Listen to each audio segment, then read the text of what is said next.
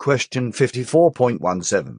Questioner: I would like them to trace the evolution of catalyst upon the mind, body, spirit complexes and how it comes into use and is fully used to create this tuning.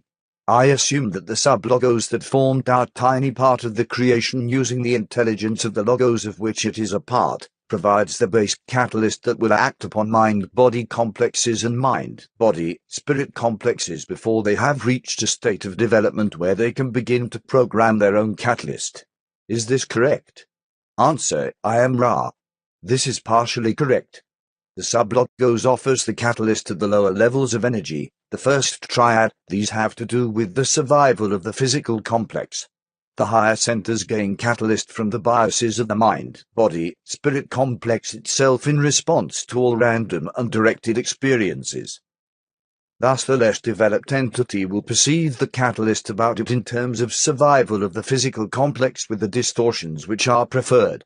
The more conscious entity, being conscious of the catalytic process, will begin to transform the catalyst offered by the sub-logos into catalyst which may act upon the higher energy nexi. Thus the sub-logos can offer only a basic skeleton, shall we say, of catalyst. The muscles and flesh having to do with the, shall we say, survival of wisdom, love, compassion, and service are brought about by the action of the mind, body, spirit complex on basic catalyst so as to create a more complex catalyst which may in turn be used to form distortions within these higher energy centers. The more advanced the entity, the more tenuous the connection between the sub-logos and the perceived catalyst until finally all catalyst is chosen, generated, and manufactured by the self, for the self. Question 54.18. Questioner: which entities incarnate at this time on this planet would be in the category of manufacturing all of their catalyst? Answer: I am Ra. We find your query indeterminate but can respond that the number of those which have mastered outer catalyst completely is quite small. Most of those harvestable at this space-time nexus have partial control over the outer illusion and are using the outer catalyst to work upon some bias which is not yet in balance. Question 54.19. Questioner: in the case of service to self-polarization, what type of catalyst would entities following this path program when they reach the level of programming their own catalyst? Answer: I am Ra. The negatively oriented entity will program for maximal separation from and control over all those things and conscious entities which it perceives as being other than the self. Question 54.20. Questioner: a positively oriented entity may select a certain narrow path of thinking and activities during an incarnation and program conditions that would create physical pain if this were not followed. Is this correct? Answer: I am Ra. This is correct. Question 54.21. Questioner: would a negatively oriented entity do anything like this? Could you give me an example? Answer: I am Ra. A negatively oriented individual mind, body, spirit complex will ordinarily program for wealth, ease of existence, and the utmost opportunity for power. Thus many negative entities burst with the physical complex distortion you call health. However, a negatively oriented entity may choose a painful condition in order to improve the distortion toward the so-called negative emotive mentations such as anger, hatred, and frustration. Such an entity may use an entire incarnative experience honing a blunt edge of hatred or anger so that it may polarize more towards the negative or separated pole. Question 54.22. Questioner: prior to incarnation, as an entity becomes more aware of the process of evolution and has selected a path whether it be positive or negative, at some point the entity becomes aware of what it wants to do with respect to unblocking and balancing its energy centers. At that point it is able to program for the life experience those catalytic experiences that will aid it in its process of unblocking and balancing. Is that correct? Answer: I am Ra. That is correct. Question 54.23. Questioner: the purpose then of what we call the incarnate physical state seems to be wholly or almost wholly that of experiencing the programmed catalyst and then evolving as a function of that catalyst. Is that correct? Answer: I am Ra. We shall restate for clarity the purpose of incarnative existence is evolution of mind, body, and spirit. In order to do this, it is not strictly necessary to have catalyst. However, without catalyst, the desire to evolve and the faith in the process do not normally manifest, and thus evolution occurs not. Therefore, catalyst is programmed, and the program is designed for the mind, body, spirit complex for its unique requirements.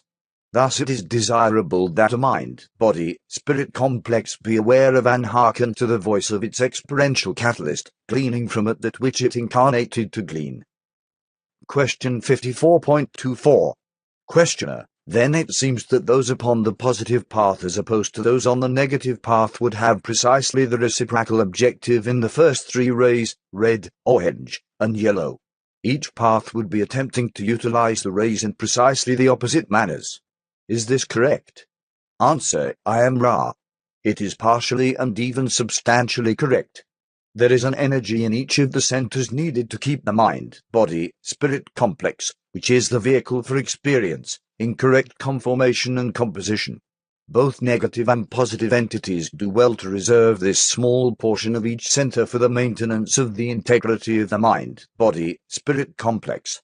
After this point, however, it is correct that the negative will use their three lower centers for separation from and control over others by sexual means, by personal assertion, and by action in your societies.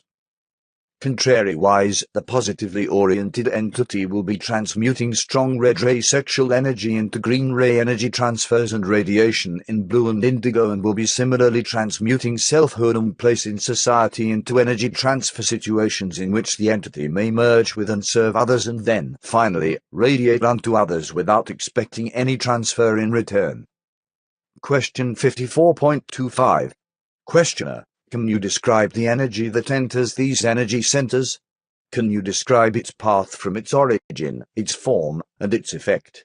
I don't know if this is possible. Answer: I am Ra. This is partially possible. Question 54.26. Questioner: would you please do that? Ra: the origin of all energy is the action of free will upon love. The nature of all energy is light. The means of its ingress into the mind, body, spirit complex is duple. Firstly, there is the inner light, which is polarized of the self, the guiding star. This is the birthright and true nature of all entities. This energy dwells within. The second point of ingress is the polar opposite of the North Star, shall we say, and may be seen, if you wish to use the physical body as an analog for the magnetic field, as coming through the feet from the earth and through the lower point of the spine. This point of ingress of the universal light energy is undifferentiated until it begins its filtering process through the energy centers. The requirements of each center and the efficiency with which the individual has learned to tap into the inner light determine the nature of the use made by the entity of these in streamings. Question 54.27.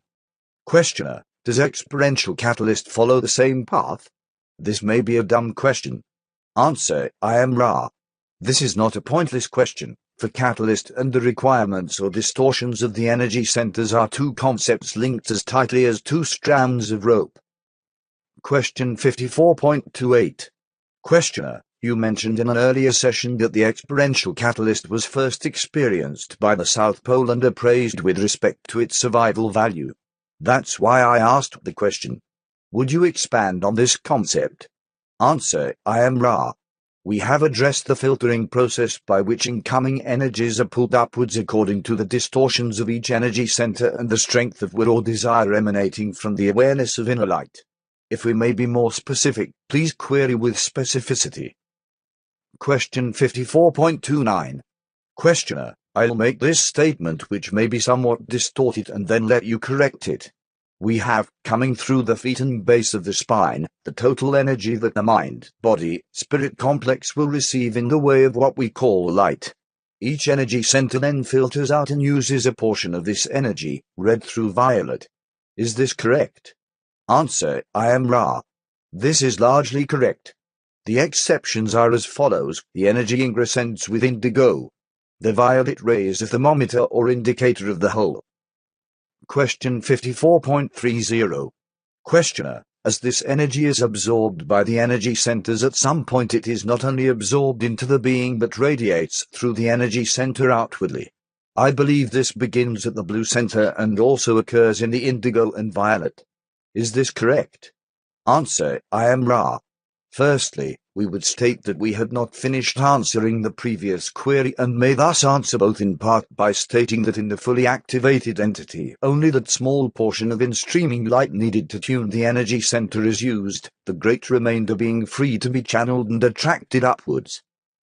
To answer your second question more fully, we may say that is correct that radiation without the necessity of response begins with blue ray, although the green ray, being the great transitional ray, must be given all careful consideration, for until transfer of energy of all types has been experienced and mastered to a great extent, there will be blockages in the blue and indigo radiations. Again, the violet emanation is, in this context, a resource from which, through indigo, intelligent infinity may be contacted.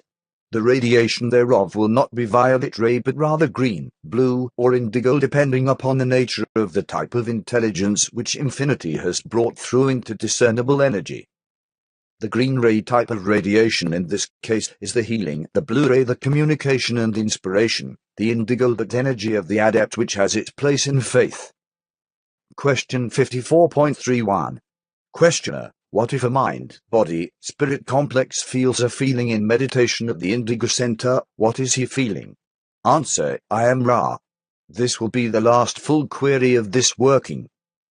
One who feels this activation is one experiencing in-streamings at that energy center to be used either for the unblocking of this center, for its tuning to match the harmonics of its other energy centers, or to activate the gateway to intelligent infinity. We cannot be specific, for each of these three workings is experienced by the entity which feels this physical complex distortion. Is there a brief query before we leave this instrument? Question 54.32. Questioner: I just would ask if there is anything that we can do to make the instrument more comfortable or to improve the contact. Answer: I am Ra. Please be aware of the need for the support of the instrument's neck. All is well. I leave you, my friends, in the love and in the light of the one infinite Creator. Go forth, then, rejoicing in the power and the peace of the one infinite Creator. Adonai.